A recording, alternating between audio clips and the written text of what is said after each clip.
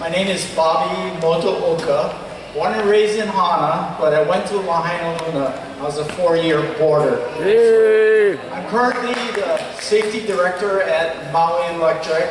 Prior to that, I worked at Hawaiian Commercial and Sugar Company, so that's my background. We got Brett. Hi, Brett. Well, good morning. I'm Brett. I've been on Maui for about 3 years now. Before this, I was over at Pearl Harbor. I'm a Navy veteran. So, what's up, guys? Happy to be here. And yeah, we're just going to talk about some of the most common stuff that you're going to experience with regards to electrical safety. And we average about 1 vehicle pole accident a week, if not more. So, we've been very lucky with hurricanes. But as far as down power lines go, you will likely experience it at some point. Okay, thank you, Brett. Thanks, Brett. Glad that we are first, because safety is always first. In fact, safety has to be a value. And our motto we have a banner out at Maui Electric, and it says Maka'ala, or be alert, be vigilant, work safely, because your family expects you home tonight. So safety has to be a value. You have to make it safe, make it personal, so you can make it home. So with that, we're going to talk about emergency preparedness. And Maui Electric has a lot of information that you can get by just going onto the Maui Electric website, mauielectric.com. But to go over, be prepared. If a disaster emergency strikes, there's certain things that you need to do. One of them is to develop an emergency action plan. Y'all have an emergency action plan? Yeah? Great. If you don't, you can go to the Maui Electric website and we'll tell you how to put one together. You have generators when the power goes out? You can focus on bringing it Yeah, out. okay. Now, generators are great, but you need to know how to use them and when to use them.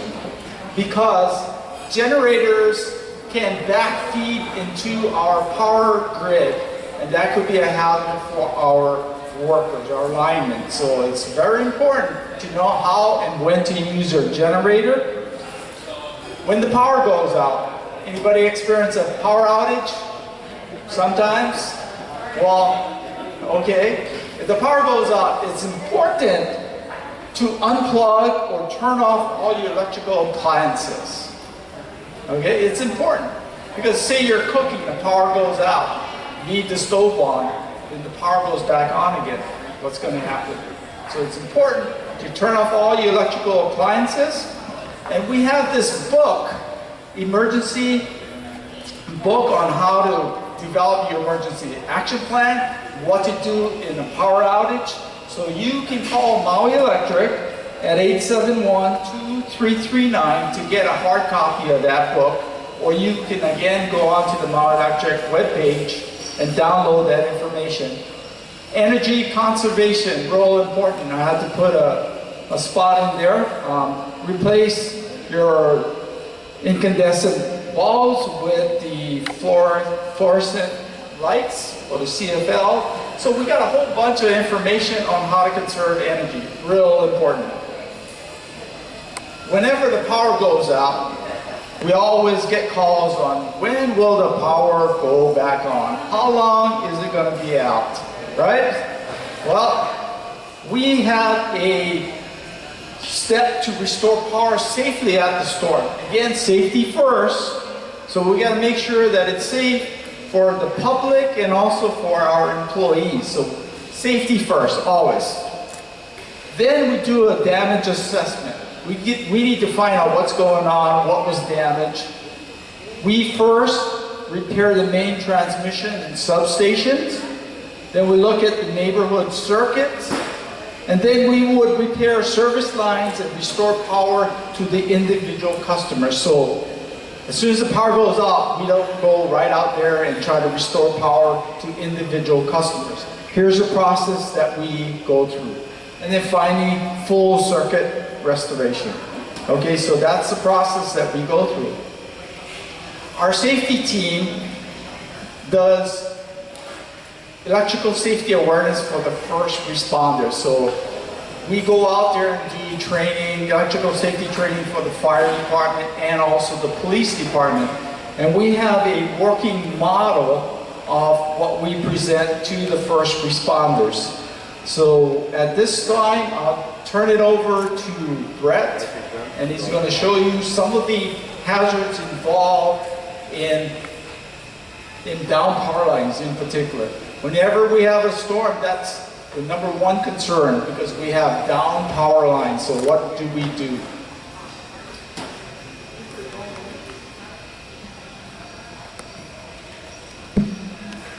All right, I'll just speak up because I can't hold the mic and do this at the same time. But this board, like Bobby said, is what we use for first responders, what they're probably going to come into in a lot of residential situations if lines go down. Again, we have vehicle pole accidents, at least one a week. And then we get all kinds of other stuff, underground dig-ins, everything to that effect. So what we're going to tell you is how you can avoid getting hurt in any of these instances. Some of the most common stuff that we see, and this is not a matter of if, it happens every week. Every week, somewhere on the island, somebody hits a pole, somebody digs into our service. So we're going to cover what you should do, all right? So if I can turn it on for me, please. This demo board runs at 10,000 volts, but it's very low current. So even if I make a mistake, it's not going to ruin my day, right? So one of the first things you need to keep in mind is we have what's called the 10-foot rule. If you're going to be working within 10 feet of our lines, any of our lines, whether it's the service ground that comes off the pole to your home, or any lines you can see running on the poles along the streets, if you're going to get within 10 feet of them, give us a call. All right, we're going to ask you what you're doing, what the scope of work is, and we'll work with you. We may need to de-energize the service for you so you get the job done safely. Because you don't actually have to come in contact with a power line, right? You have what's called arcing. So if you get close enough with a material that's conductive, you can have an arc. And you can see how long the arc will hang on. Okay? So if you're up, go over to this side. Alright, so it'll hang on for a while. If you've ever seen anybody get tased by a stun gun, they lock up. That's because the electricity causes your muscles to contract and you can't let go. Right? So another really common one, again, is if you're going to have any material that you're carrying around, you need to be very mindful of any overhead lines. And we've had incidents where kite surfers out by the airport have lost control of their canopy, and the canopy has gone into our lines, and they were able to cut away before they got killed, probably. So any material, you always want to be very, very mindful of the overhead lines. The reason being, our bodies are like 70% water. We are very good conductors. And in electricity always wants a path to ground. It always wants to find the path to ground.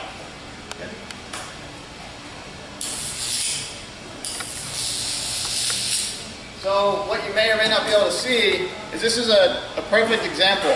See, on the bottom of this foot, it's all burned.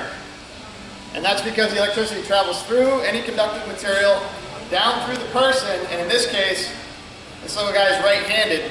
So it went through the right side of his body, out his right foot, and that's what will happen. If you are carrying something and you touch a power line, a kite, any kind of building materials, what have you. Okay. Another really common thing that happens every week is a vehicle pole accident. And we want to tell you what to do in case lines come down on your car.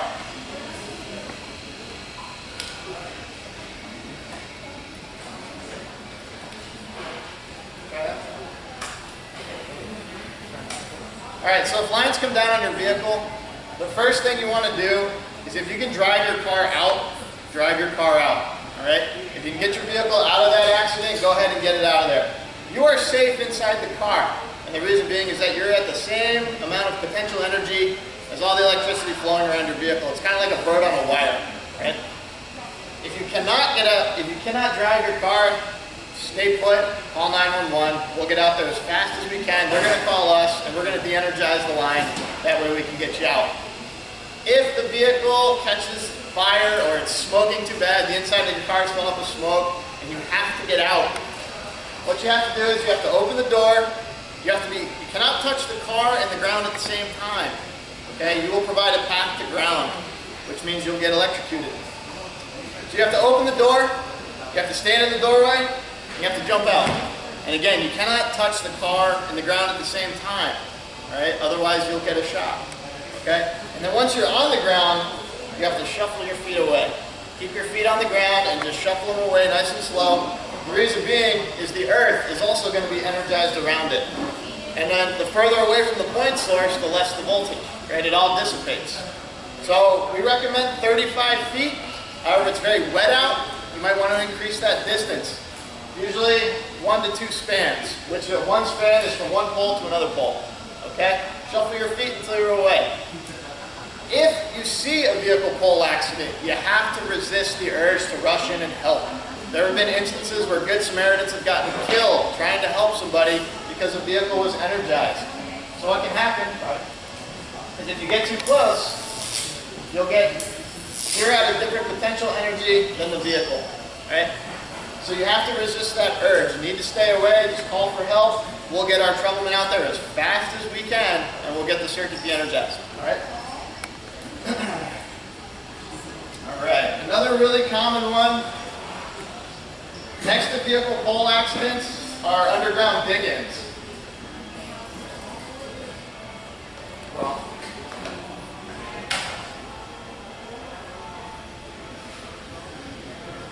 So if you're ever going to do any digging in your property, anywhere, call 811. For residential owners, it is a free service. All of the utilities pay into it. All right, 811, it's law in all 50 states, and what we'll do is any utility that has services in that area, they're going to come out and they're going to tone. Right? Just like taking a metal detector over the beach, they're going to come out, they're going to tone, they're going to find any buried utilities. Utilities are more and more frequently being buried in newer neighborhoods. It's much nicer to not have all the poles everywhere, but it makes maintenance and inspection a little bit more time consuming. So call 811, we'll come out, we'll mark with spray paint. Different colors of paint mean power or electricity. One will be telephone, one will be cable, etc. And this does two things. One, hopefully it keeps you from digging into any utilities and possibly getting yourself injured. And two, if your own safety is not enough, it will protect your wallet. You are not liable for any damages if we come out and we tone and something isn't where we said it was. All right? So what can happen is if you dig in,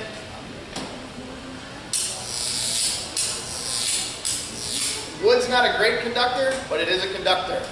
All right? And then in the event of, we don't need hurricanes to come through and cause damage. High winds tend to do it for us. The high winds, they break vegetation, they knock down tree limbs fall on the lines, and it can land on a fence line. Okay. All right, so let's say you live up country, or even up the mountainside here, and you have a line come down on a fence. You're not going to know the fence is energized. All right. And depending on how well grounded the fence is and depending on the voltage, the electricity can travel for a really long way. So if you get in touch with the fence line, you're going to have a problem. Because again, you're providing a path to ground. And again, it's going to go through you and down through the earth. All right? Same idea. So if you see lines down on a fence, please keep everybody away. Another really common one that we have to contend with in Hawaii, we live in the tropics, we get plenty of rain. So vegetation grows very, very quickly here.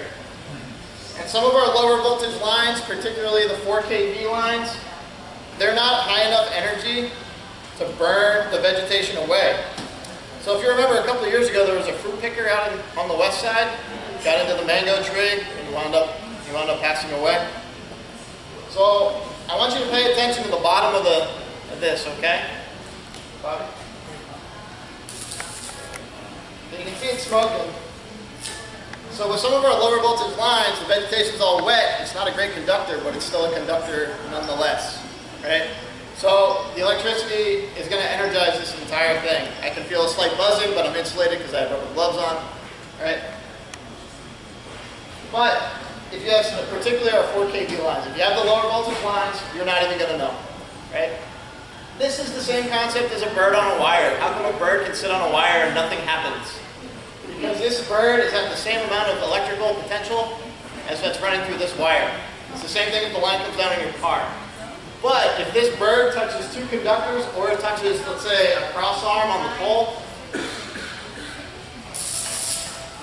it's two different sets of potential energy. Okay?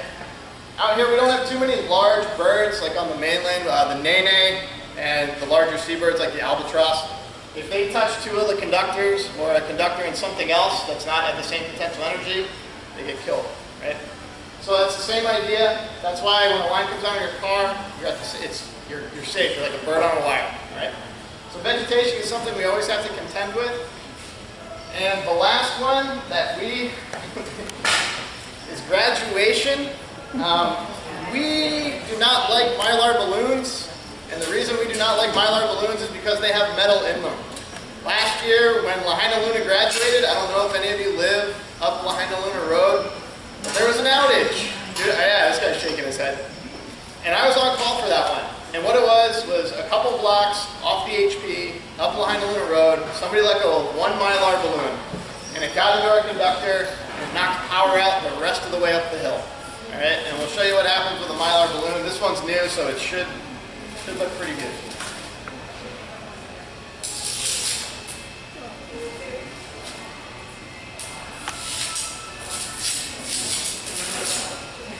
So I know it's kind of hard to see, but this whole thing was sparkling, right? So if you have birthdays, graduations, all that kind of stuff, please just get a regular rubber balloon. That's fine. But we don't like these. Obviously, we all take electricity for granted. You know, the stuff runs over our head every day. We come to rely on it with everything we do. But we want you to be careful, know how to protect yourselves. If you see lines down, just stay away, call 911. We'll get out there as fast as we can. If you have any questions, now would be a great time to ask. Yes, sir. So you want to be a first responder, you see somebody in the car and they have that accident, you said don't rush and try to help them, call 911. What if you have those kind of gloves on that you're talking about? You got heavy gloves, can you try to open the car door? So what you have to worry about is the earth is going to be energized. So the question was if you see somebody with lines down on their car and you have rubber gloves, can you go help them? And our advice is no, don't do it. And the reason being, the earth is going to be energized. So you have what's called step potential. So let's say the line came down, and let's say it's 7,000 volts, right? And there's 7,000 volts immediately radiating right around this vehicle. As it goes further away, the voltage drops, it dissipates, right? So if it's 7,000 volts here, and then it's 6,000 volts just a little bit outside of that, and you step from 6,000 volts to 7,000 volts, that's a difference in potential, and you're going to create a packed ground. The electricity will literally come up through one foot and out through the other. And that's why when you jump out of a vehicle, we say keep your feet on the ground and shuffle away. That way you're staying grounded. And then if we do have high energy like our transmission lines, the highest transmission line on the island is 69,000 volts. Those are the big 80-foot poles you'll see coming out of Malaya Power Plant. Our guys have special dielectric booties that they'll put on. That way they're insulated from the earth if the earth is so energized. Yep. Good question. Anything else? Yes, ma'am. In an event of, like, say, for instance, your home, there's a tsunami warning, and you have to evacuate your home. Do you suggest you power down your home before you leave? Yes. So and how do you power down your home? That's a great question. If you need to leave your home in an emergency, say a tsunami or a hurricane, and you're going to go seek shelter, go to your circuit breaker and turn off your circuit breaker. Flip all those switches so that way. And that's also going to protect your electronic devices. Like Bobby mentioned, you want to unplug stuff in a storm, because if we get a lightning strike or something to that effect, you can get surges that run through the entire grid. Everything's connected. It's all one big grid on the island. And so if you open your circuit breakers and you unplug your equipment, you're going to protect all of the electronics in your home. Right? There might be some damage at the breaker, but nothing beyond that. So one of the things that I learned just recently in CERT was, and this was our last class, was how to turn off your circuit breaker. And I learned that you turn the small circuit breakers off first and then the main. Yep. So that it prevents arcing, right? Yeah, so you always want to start with the smaller stuff and then work your way up to the bigger stuff. And hopefully your circuit breaker panel is labeled All right. What the federal government recommends is that you have your home electrical system inspected once every 10 years, once a decade. That's not too onerous of a responsibility. And the reason being is, if you'll recall, Windows 95 is a really good date to keep in mind. From Windows 95 on, that's when electronics really took off. Homes built before 1995 weren't designed to handle all of the electronics that we rely on nowadays. So anything built before 1990, we strongly recommend that you get it inspected by a licensed electrician to make sure you're not putting too much burden on your system. Heat is an excess, that's a byproduct of power. So if you're putting too much energy through your home system, you're going to create too much heat, and then you can have a fire hazard. Once every 10 years, it's really good to have your home electrical system checked out. Some pieces are mechanical, not everything's meant to last forever. Thank you. Yes, ma'am. I want to ask just a general question. Sometimes you got to stick this small electronic thing into the plug and you see a little spark. Is it because you're not putting it in fast enough? Or? You would want to get an electrician to come and look at that. You might be starting to have some failure at the outlet. Oh. Yeah. Okay. All right.